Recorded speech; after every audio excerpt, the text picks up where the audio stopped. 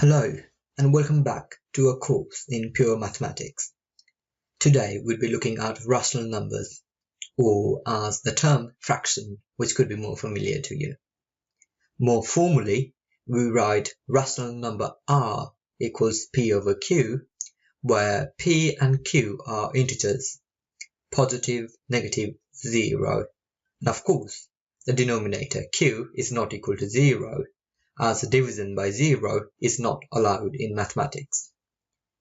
Since there are multiple ways to represent same rational number, our representation has the following two properties, namely, p and q have no common factors.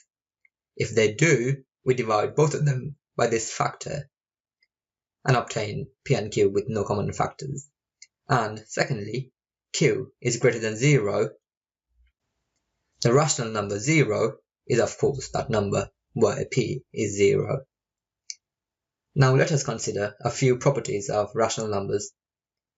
Suppose two rational numbers r1 and r2 represented as fractions.